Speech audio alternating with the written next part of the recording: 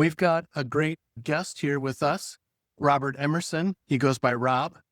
I was like kind of a rock star in mortgage. Back in '06, I was 30, 40 grand a month, literally having 15, 20 loans booked at all times to a Monday where all the lenders that you were dealing with, they were closing shop. This guy was in the Navy in a heavy subject, nuclear power, and he got out and he took charge and he built a community approximating 20,000 subscribers. I'm a people person. And so I go out and build relationships, and opportunities for equity deals and stuff come because of that. That's so cool, man. Because use your gift, make people happy, make people smile. That's amazing. The Let's Gigabit podcast. Welcome, everyone, to the Let's Gigabit podcast.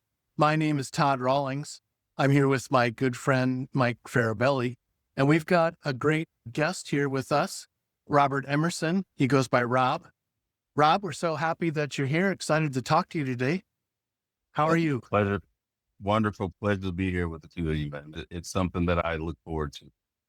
Fantastic. Mike, do you want to introduce Rob? Be very happy to, Todd.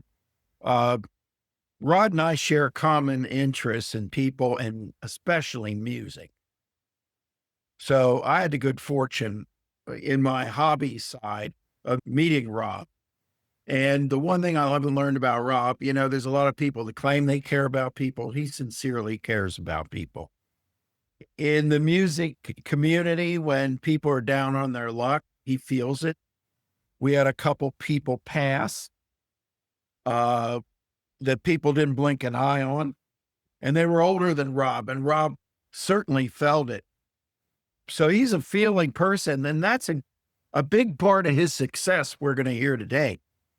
This guy was in the Navy in a heavy subject, nuclear power, and he got out and he took charge and he built a community approximating 20,000 subscribers in a very analytical, money-making, ka-ching field, capital markets. And as you know, Todd, we're all about two sides of a brain: how to gig, how to do the gig economy, and how to do AI. Today, we're going to be more on the how to gig side. We're going to get into the future vision by Rob of using AI. But Rob's an incredibly successful example of getting out of a structured environment, getting out of neutral, and gigging successfully. So Rob, brother, you got sunshine on you right now in Seattle. So we'll tell the world, I know you don't like it, that it doesn't rain every day in Seattle. It doesn't. And thank you for the eloquent introduction, man. I appreciate that. Going back to when I was in the Navy, I ran nuclear power plants on the USS Abraham Lincoln. And anybody that's been in nuclear power in the Navy, they understand that it's a lot of what you call shift work, round the clock work. And even being on the ship, you don't get as much time off as everybody else, because when you pull into ports, we got to cool down the reactor. When we leave ports, we got to go up and recharge and refire the reactor and get it ready. So we're always on and off the ship a day later, on the ship a day before. You're talking about, 2 or 3 days that you might have in port. That eats it up. So you're down to one. So anyway, I had a young son that he was less than a year old. It was literally my first deployment out to sea. I flew out to Australia and I met the ship out in Perth, Australia, and steamed back. It was about 3 months and half the time. But even in that 3 months, it was like 3 years being away from my child. And the piece of it that really hit me when I got home was, I tried to hug my child and he didn't want anything to do with me, like I was a stranger or what have you. So that told me when I saw that I had signed up initially for 6 years, I was going to do the 6 years and not extend my time in the Navy. So moving out when the 6-year point was up, this was around 2003. I got out of the Navy and I didn't want to go work at power plants. And people thought I was crazy because they were like, oh, yeah, it's good money, you know, everything else. But I didn't want to live another life like I did in the Navy. So I started getting a lot of interest from mortgage companies, and not knowing anything about mortgage and finance, I knew I wanted to be able to buy a home and understand the market a little bit. And so I jumped in. I worked for this company out in Lake Stevens called Legacy Financial, which was, in mortgage terms, it's more of a boiler shop, a room with no windows, and you get about 100 leads a day, and you just dial and you just learn to talk mortgage and finance and business. And I was good at it. I was one of the top producers in the office from day one. But lo and behold, I got into the mortgage industry at kind of the time where it was kind of dialed up and people were making a lot of money. And then all of a sudden, '06 hits and the market changes and pretty much the whole market collapses. And so I went you hit it in the best of times and worst of times. Absolutely. I wouldn't say the worst of times. I would say that was probably the best learning path and tool that I got about the whole market in the industry. And I didn't really know it at that particular time. But I meant the recession, the Great Recession, and the mortgage meltdowns. See how Yep. positive you are? You're in a great recession. And you said it. No, that wasn't the worst of times, because I learned something, right, Todd? This is the key: is no matter what we're going through, it's not good or bad. It's just learnings, right? Yeah. And that's what you did, Rob. And you use it to propel yourself. Yes. Adversity, in my opinion, it gives opportunity for growth. Right. And so once I got out the mortgage industry, I started getting a lot of different interests in the capital market space. I had a gentleman, he's still one of my dear friends today. His name's Dennis Aninos. He's out of Long Island, New York. And he's a Greek guy and typical New Yorker. This was back before the days of heavy cell phone use, right? So he called me on a landline and left a message, and I didn't believe him. You know, I was just like, who's this guy calling me? And come to find out, you know, he was about as real as they get. They had about a $50 million warehouse line with this firm out of Little Elm, Texas, called Monotex. And the owner of the group that I signed up with, which is called Capital Markets LLC, his name is Gary Willis. He had helped the owner of Monotex get out of a bunch of trouble that he had with a bunch of mobile homes when the market collapsed. He actually took him from losing a bunch of money to actually making a little bit of money and sold it all off. So he issued them as a favor a $50 million warehouse line when a lot of folks didn't have access to capital. So we were out in the market buying what you call scratch and dent loans from a lot of the big mortgage originators. And matter of fact, my first group of loans I bought was from Caliber Home Loans. And I ended up purchasing about $10 million worth of loans from them, and we repositioned them, and then we sold them off and made a profit. And then I just kept continuously rising in the industry and the market. And then come, I'd say 2017-ish, 2018-ish, the owner of Monotex dies and his kids take over the firm. And anyway, they didn't have the same relationship with Garrett that his father did. And they didn't want to have anything to do with the whole Monotex deal. And so they shut down the firm. We lost a $50 million warehouse line like that, kind of overnight, not seeing it. And then I'll fast forward again. And then about later in 2019, Dennis Aninos again, which he's going to be a big part of my story. He calls me and says, "Hey man, I'm partnered up with this law firm in Brooklyn, New York called Petroff and Amshin. They're one of the larger defense attorneys in real estate for borrowers in what you call the primary market or the Fannie Freddie market. So they represent borrowers and they're really good at it." Well, they got this idea to go into the private space and create what we call default risk protection product for lenders in that space. So they went from representing borrowers to now creating a default risk protection vehicle in, they call the RTL space, or the residential transition lending space. And so we ran that like for about 5 years, and I was out everywhere, like just really presenting it. I was the face of the group and helped grow that from zero to where we had about 500, $600 million worth of loans that were covered in our portfolio. And so that market kind of died out as the RTL space started to kind of fizzle out a little bit, or they got better in terms of what they were doing. So they weren't seeing as many defaults in that space. And so I took probably about a year off or so.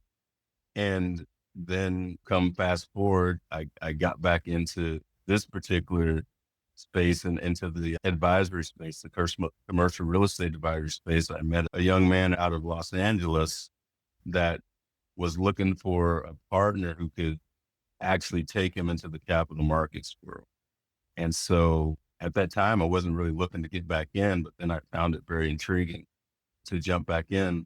So make a long story short, I jumped back in, and him and I have been advising clients in commercial real estate along different asset classes and what have you, and have a tremendous amount of success doing it. I'm So, gonna turn it over to Todd, but I got one question from that chronology of focus areas that you did. How did you keep your sanity with the roller coaster, ups and downs, the need to pivot into new instruments? Because that's all about resilience. And our podcast is all about resilience. Just net it out. How did you keep your sanity during that roller coaster? it wasn't easy, but the fact that I go back to when I said from '03 to when I first got into '06, the best thing that happened to me was I was like kind of a rock star in mortgage. I mean, back in '06, I mean, I was 30, 40 grand a month, literally having 15, 20 loans booked at all times. And then going from 15 to 20 loans booked on a Friday to a Monday, where all the lenders that you were dealing with, they were closing shop. Well, yeah, I And, mean, and so I had but to, still get to how you survive that. no. So this is what I learned throughout that. I had to pivot in that cycle, right? So I had to take those loans and place them, go to different mortgage brokerages. And I went to a few at that time, and I was just replacing loans until I got to the point where I got down to a handful of loans that I couldn't place, but I was able to place a lot of those.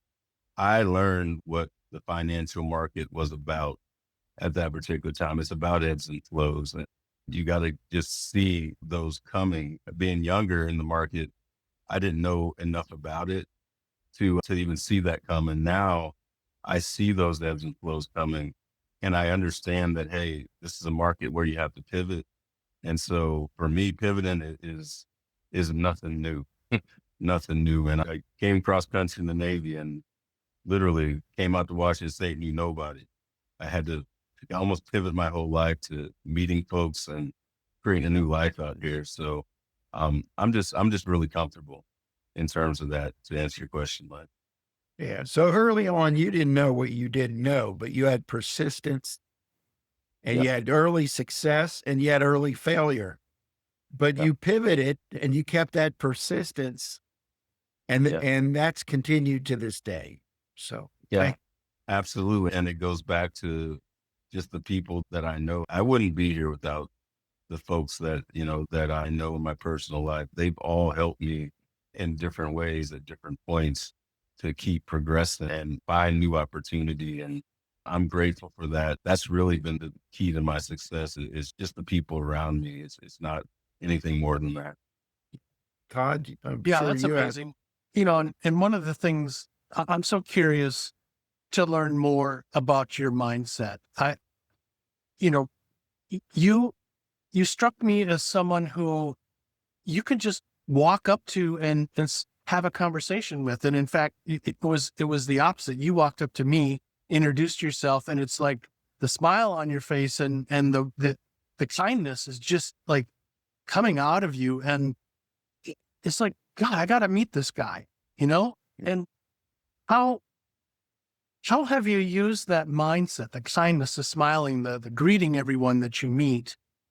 How has that both changed who you are and how you go about life, but how has it also impacted you from a success standpoint? Well, Mike knows I'm a spiritual, faithful person, and it starts there. From the time I wake up, man, it's nothing but gratitude. I'm smiling when I wake up in the morning and just thanking the Lord for another day. And so that just resonates all the way through my day. If you come to my house, you'll see all kinds of signs or messages that say, start your day with a grateful heart. And I do. And it just filters out through me and throughout my day. And matter of fact, I don't even start my day. I don't come to my desk in the morning before I literally go on a walk. Yeah, I want to And hear and how does your morning go? Because that was so interesting how you start your day right away, going out with this mindset of meeting people and sharing the kindness. Yeah, tell us about that. well, I'll say this. Steve Harvey has been a big influence on kind of my life and my direction. I used to listen to these when I got on my walk. I've listened to this set of podcasts that he has called Healthy Mindset, and he talks about his walk of life in terms of, because a lot of people don't know that Steve Harvey's a very spiritual man, and anyway, he talks about all his failures in life and how he got there. I mean, he was living in the car for 3 years, and just literally like just gave it all to what his gift was, which was he thought it was telling jokes and different things, and a lot of people in his life didn't believe that, and so I start my day off probably every morning with something Steve Harvey, something Healthy Mindset, and I usually go on about an hour walk, and I just get my mind clear and free every day before I sit down and even look at an email or answer a call or what have you. So it just gets myself in the right mindset. So that's why I do it, and it's worked for me, and it continues to help me grow. And then I treat people in life that way too, because I want to interact with as many people and whatever's going on in their day. And I just want to give them some sort of positive light to say, man, you got this. It's not as difficult as you think. And adversity is really just nothing more than growth and you growing into something greater than you are today. So that's it. Nothing more than that. You shared this great story with me about how the neighbors all used to come out at the same time and get the newspaper, but now we've got digital media on our phones, but how you've tried to kind of bring that back to your neighborhood, to everyone around you. Can you tell that story again? Oh yeah. So I'm on my walks. It's not just about me listening to different things from my mind. It's about me connecting with my community. I literally started just waving at everybody in the yard, everybody in the car, saying hello, saying having a good day. And I've been doing this and especially in my present neighborhood, I've been here for about 4 years. You can't even imagine how the neighborhood has changed in terms of people just wanting to interact with one another. It's that simple. Like people just need to see people, like say hello and wait. Don't be afraid to, because people need that. And I realized how infectious it was in the community. My wife will go walking and neighbors will talk like, I seen your husband today, or is that your husband that waves at everybody and everything? So it's impactful. And I take it to my social media platforms too. It's kind of the same way. It's like, I'm not afraid to engage with people, because that's, to me, is what it truly is about, and everything else that you get off of it is a plus, but that engagement to me is more than gold to the whole process. Wonderful. Most startups, people who are trying to get their businesses going, one of the words of advice that they'll get is you have to network. Oh, make sure that you network. But you don't think of it in those terms, right? So tell us the difference between networking and what you do? Networking is basically like you're going out and you're proposing something business, right? You're going out there with a kind of a distinct purpose of, hey, this is what I'm trying to present. What I do is I just connect with folks. And I just say hello, and whatever comes about in that conversation, I'm good with, right? Because I just know that people need certain things. And to be honest, when I have conference calls and stuff, I don't even talk business for probably like the first, I'd say 2 to 5 minutes sometimes. It's all about who they are, what their family's doing, what they like to do, just getting to know people, because it's easier to converse business with folks once you establish kind of a friendship or get to know them. Rob, it was just so interesting to me that like you're not doing this with an expectation that something's going to come out of it, but oftentimes later on down the road, it does. Well, I'll just put it in this respect. It's more about just the interaction and my purpose with people. I get a lot of opportunities like that, like where I will be out and about or at a conference, have a conversation with someone and might not hear from them for, 6 months to a year. And then they come back and they're like, Rob, remember when we had that conversation? I'm a people person. And so I go out and build relationships, and opportunities for equity deals and stuff come because of that. And I never forget that. And I always put that part of me first before anything else. So I get a lot of opportunities where people come back and say, hey, Rob, remember that conversation we had? It's just part of who I am. And it's, I'd say this, I believe everybody has a gift, and that's one of my gifts that I have, is just the power of connecting and communication with people. Yeah, and that's so cool, man. I mean, because use your gift, make people happy, make people smile, and they remember you, and then it comes back, right?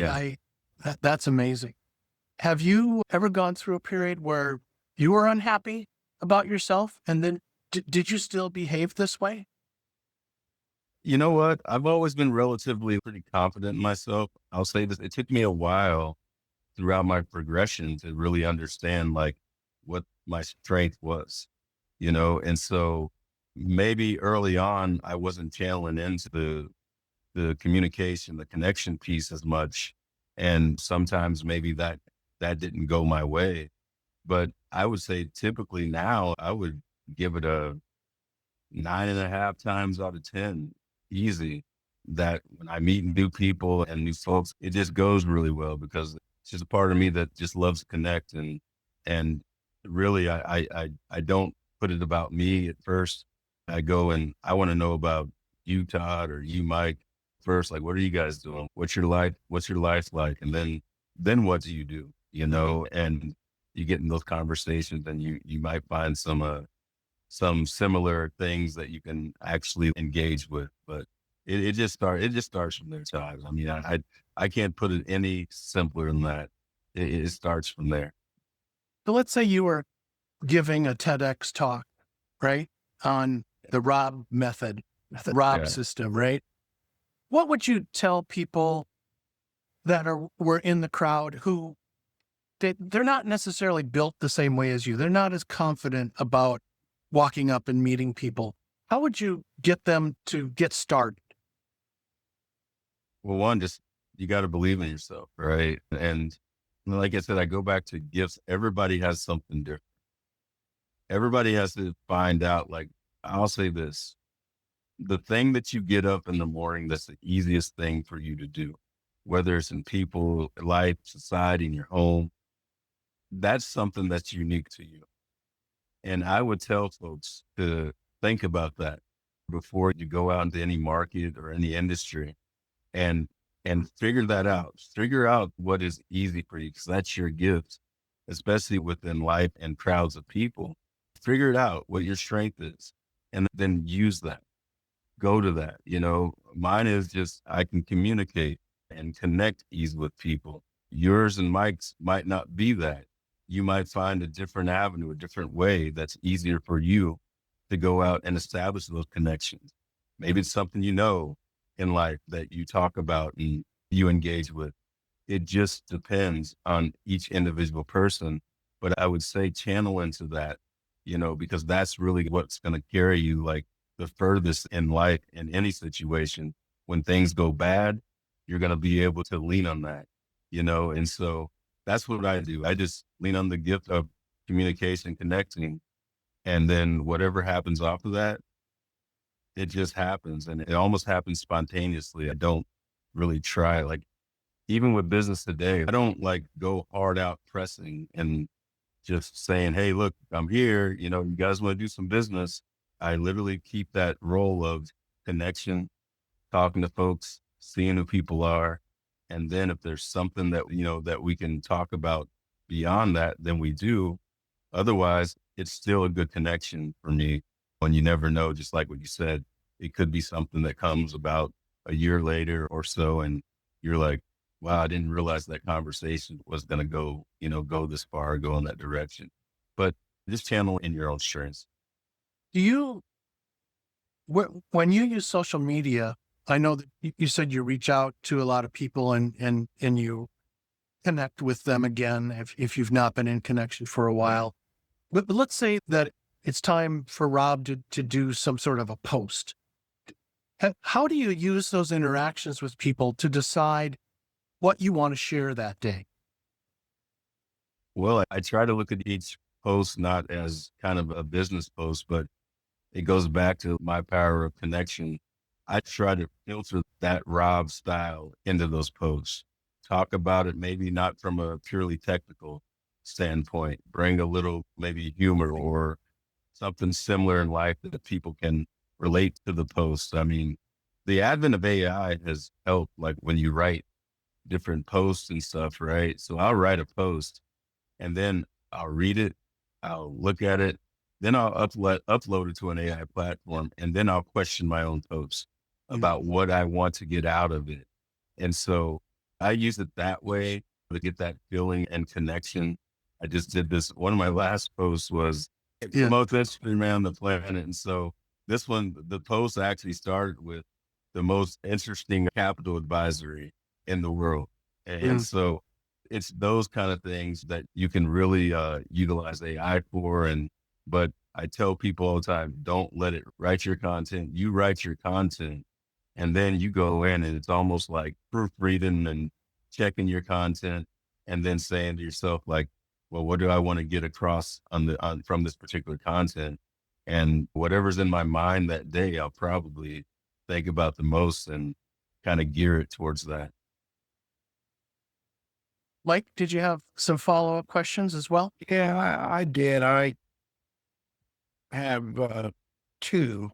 Well, one's a follow-up question, one's a summary of your TED Talk, which I really liked if you were for Rob's TED Talk.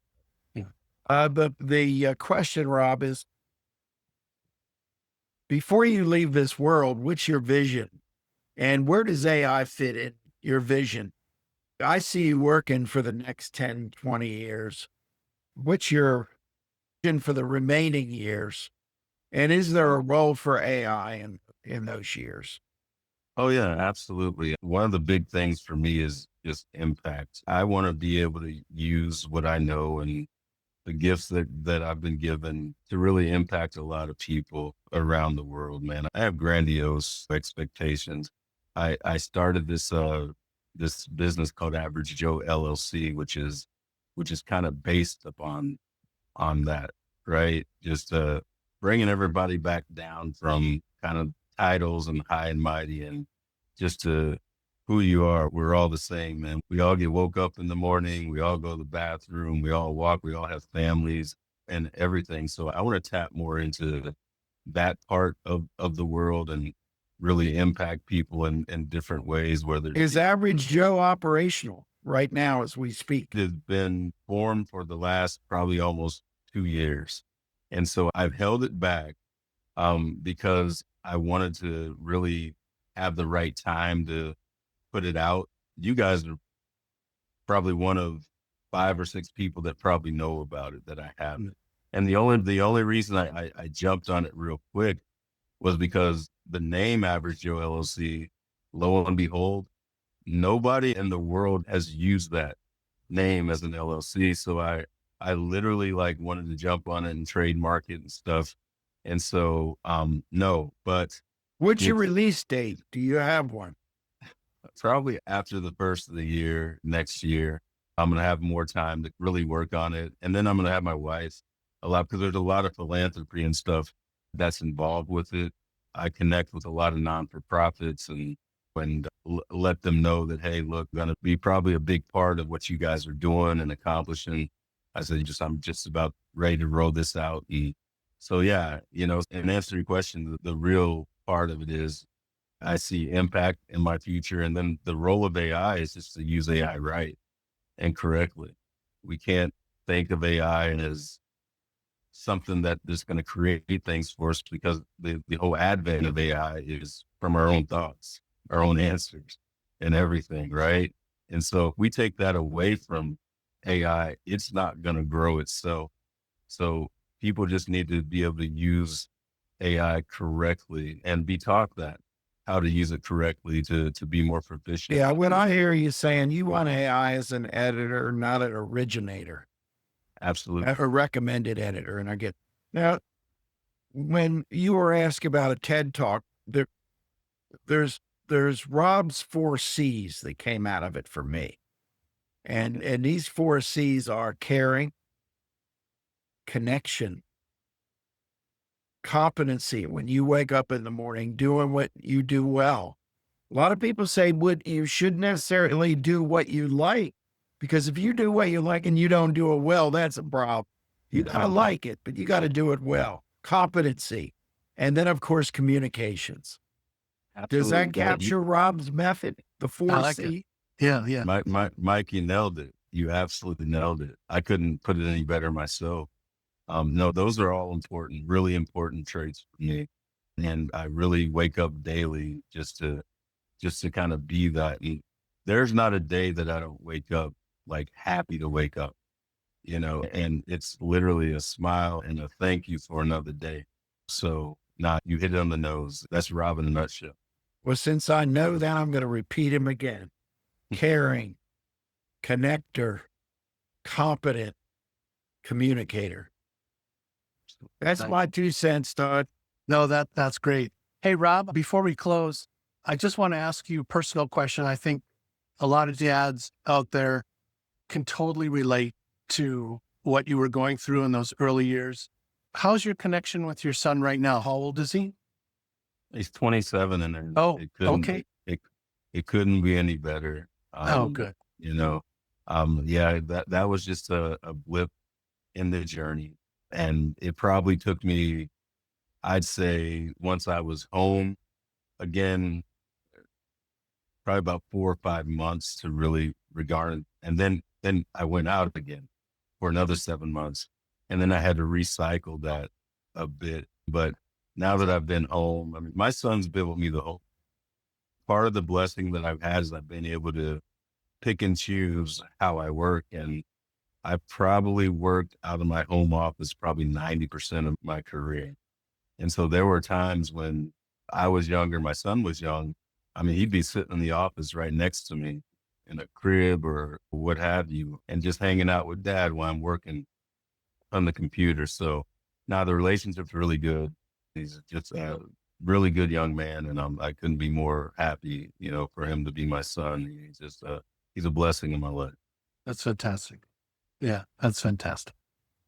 So is there anything we missed that you would like to share? I know you've got all those people you've connected with. Is there anything else that they might want to know about you that you haven't shared?